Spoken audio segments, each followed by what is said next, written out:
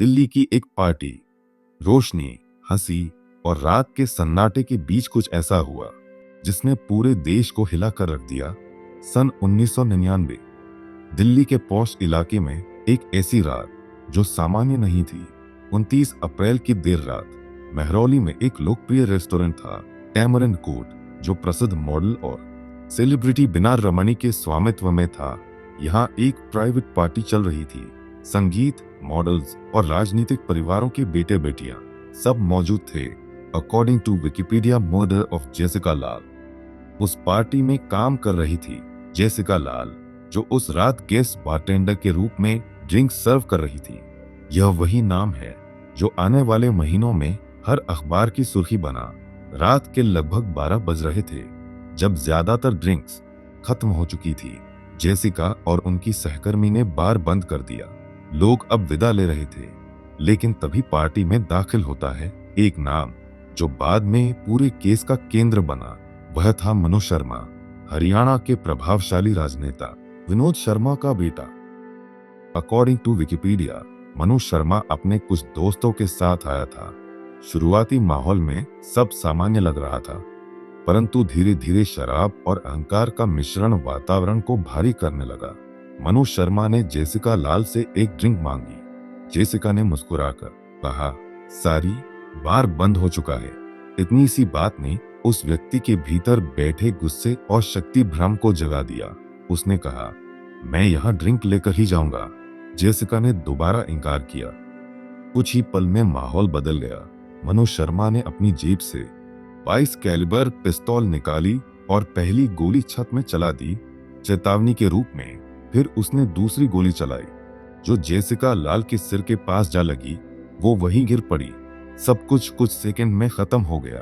According to the Hindu report, 30 अप्रैल 1999 party hall में हड़कंप मच गया। लोग भागने लगे। किसी ने पुलिस को फोन किया। जेसिका को अस्पताल ले जाया गया, पर रास्ते में ही उनकी मृत्यु हो चुकी थी।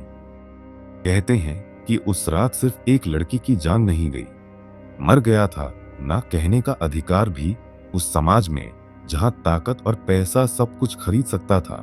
लेकिन कहानी यहीं खत्म नहीं होती। अगले कुछ दिनों में शुरू होती है जांच, साक्ष्य खेल और राजनीतिक प्रभाव की छाया, जो इस केस को भारत के सबसे चर्चित मुकदमों में से एक बना देती है। और ये थी दिल्ली की वो रात जहां एक गोली ने देश को जगा दिया।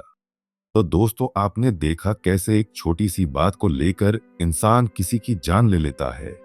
और मेरा मानना यह है कि देखा जाए तो इंसान गुस्से में दूसरे की जिंदगी तो बर्बाद करता ही है, साथ में अपनी खुद की भी जिंदगी बर्बाद कर लेता है, क्योंकि वो गुनाह करके बच नहीं सकता।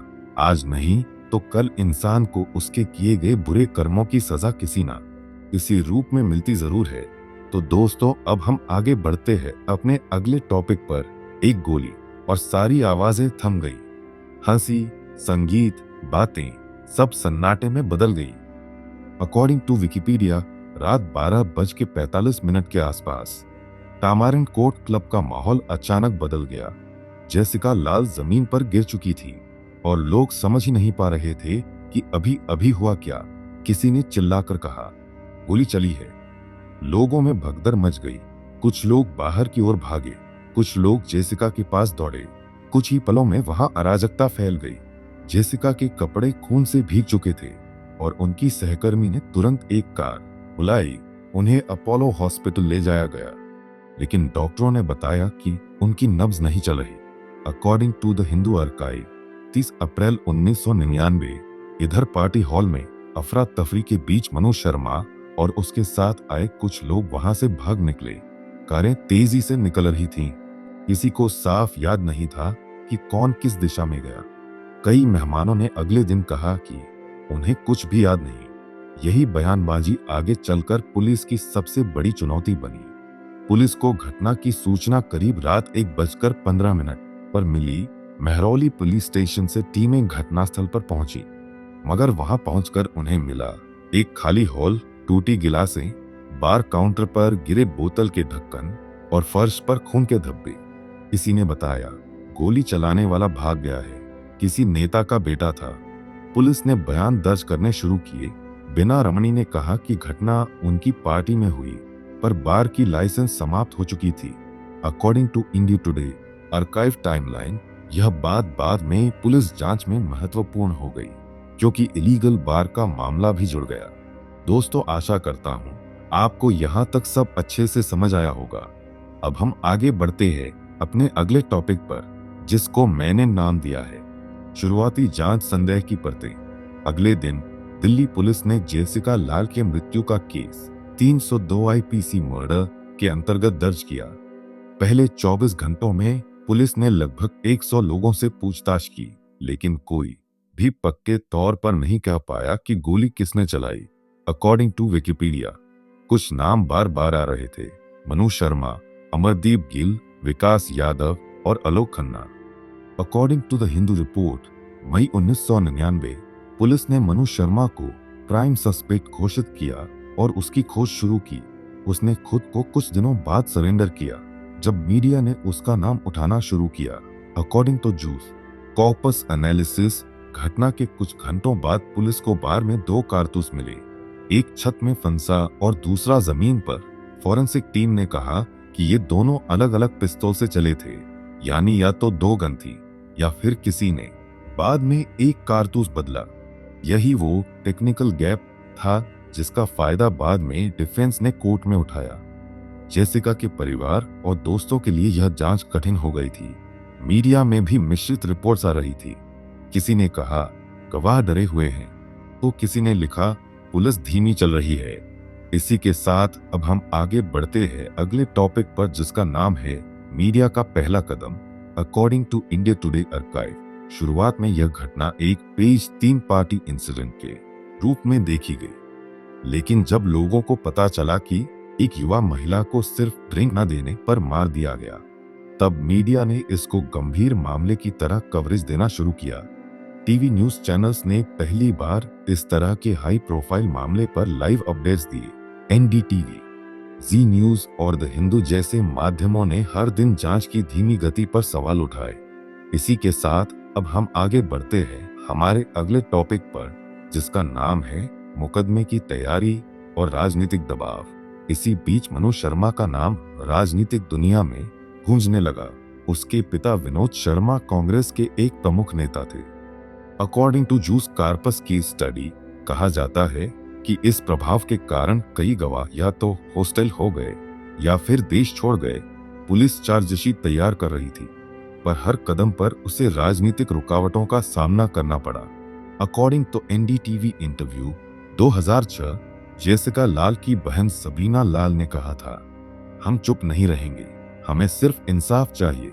ये वाक्य आने वाले सालों तक एक आवाज बन गया, एक ऐसी आवाज जो धीरे धीरे एक आंदोलन में बदलने वाली थी। लेकिन उससे पहले होने वाला था पहला ट्रायल, एक ऐसा ट्रायल जो देश को यह सोचने पर मजबूर कर देगा कि क्या भारत में सच में कानून सबके लिए बराबर है। अब कहानी का असली खेल शुरू होता है, जहां साक्ष्य बोलते हैं पर गवाह चुप हो जाते हैं। According to Wikipedia, Jessica Lal की हत्या को अब कुछ दिन बीत चुके थे। दिल्ली पुलिस ने चार्जशीट तैयार कर ली थी। मुख्य आरोपी के रूप में मनु शर्मा और अन्य सहयोगियों के नाम भी दर्ज किए गए थे। According to the Hindu archive report, मई 1999, पुलिस के अनुसार उन्होंने 22 कैलिबर पिस्तौल को मर्डर वेपन माना, लेकिन समस्या ये थी कि वह हथियार कभी बरामद ही नहीं हुआ। यानी केस की सबसे बड़ी गुत्थी वहीं अधूरी रह गई। अब हम आगे बढ़ते हैं गवाहों की पहली कतार की तरफ। According to India Today archive timeline, police ने कुल 101 लोगों से पूछताछ की, पर मुख्य गवाह के रूप में सामने आए कुछ ही लोग। इनमें से कुछ थे बिना रमानी, क्लब की मालिक मालिनी रमानी, उनकी बेटी और कुछ अन्य मेहमान जिन्होंने घटना देखी थी। पहली नजर में सब कुछ साफ लग रहा था। बिना रमानी ने बताया कि उन्होंने मनु शर्मा को अपनी आंखों से पिस्तौल निकालते देखा था, लेकिन जैसे जैसे ट्रायल नजदीक आया बयान बदलने लगे। कुछ गवाह कोर्ट में जाकर बोले, हमें याद नहीं कि गोली किसने चलाई। किसी ने कहा रोशनी बहुत कम थी और कुछ तो बिल्कुल मुकर गए। इस तरह के हॉस्टाइल विटनेसेस भारतीय न्याय प्रणाली की सबसे बड़ी कमजोरी बन गए। According to juice corpus Jessica Lal murder case analysis. अब बात करेंगे सबसे कमजोर कड़ी के बारे में। वो थी सबूतों की कमजोरी। जांच में कई खामियां थी। मर्डर वेपन नहीं मिला, बैलिस्टिक रिपोर्ट में विरोधाभास और सीसीटीवी फुटेज भी मौजूद नहीं था, क्योंकि उस समय ज्यादातर बार्स में कैमरे नहीं लगते थे। फॉरेंसिक टीम ने कहा कि घटना में 2 अलग-अलग कारतूस मिले थे, एक छत से और दूसरा फर्श से, यानी या तो 2 हथियार थे या फिर किसी ने साक्ष्य के साथ छेड़छाड़ की। इसी टेक्निकल डाउट ने डिफेंस को अवसर दिया और उन्होंने कहा कि कोई ठोस सबूत नहीं है। इसी के साथ अब हम आगे बढ़ते हैं अगले टॉपिक की तरफ, जिसका नाम है गवाहों पर दबाव की परतें। According to India Today and NDTV archives, Jessica Lal के परिवार ने कहा कि कई लोगों पर दबाव डाला गया था। कुछ गवाह अचानक विदेश चले गए और कुछ ने कोर्ट में पहली गवाही से विपरीत कहा। साल 2001 में मीडिया में रिपोर्ट आई कि कुछ गवाहों को इन्फ्लुएंस किया गया था, चाहे राजनीतिक प्रभाव से या आर्थिक लालच से, मगर उस वक्त कोई ठोस प्रमाण नहीं था, इसलिए ये आरोप सिर्फ अटकलों तक सीमित रहे। अब हम आते हैं चार्जशीट और कोर्ट की तैयारी पर। According to the Hindu court report सन 2000, आखिरकार पुलिस ने 2000 में चार्जशीट दायर की। इसमें मनोज शर्मा को मुख्य अभियुक्त बताया गया और आईपीसी की धारा 302 हत्या के अंतर्गत मुकदमा शुरू हुआ। According to the Hindu court report सन 2000, डिफेंस की टीम ने कहा कि कोई डायरेक्ट एविडेंस नहीं है जो मनोज शर्मा को गोली चलाने से जोड़ सके। पुलिस की पड़ताल पर भी सवाल उठे। कहा था मर्डर वेपन, कैसे भागे आरोपी। कोर्ट में सबके सामने पहली बार आया बीना रमानी का बयान। उन्होंने स्वीकारा कि बार इलीगल था, लेकिन कहा कि उन्होंने पुलिस के साथ पूरा सहयोग किया। मुकदमा शुरू होता है। साल 2001 में मुकदमे की पहली सुनवाई शुरू हुई। मीडिया का ध्यान इस पर अभी भी कम था, क्योंकि देश में तब कई अन्य राजनीतिक मामले चल रहे थे। अकॉर्डिंग टू एनडीटीवी इंटरव्यू 2006, लेकिन जेसिका की बहन सबरीन लाल ने हर सुनवाई में अपनी उपस्थिति दर्ज कराई। वो कहती थी, हर बार जब मैं कोर्ट जाती हूँ तो मुझे लगा जैसे मेरी बहन खुद खड़ी है वहां इंसाफ मांगते हुए। अकॉर्डिंग टू विकिपीडिया, लेकिन कोर्ट में जो हुआ वह कानून की कमजोरियों का एक जीवंत उदाहरण बन गया।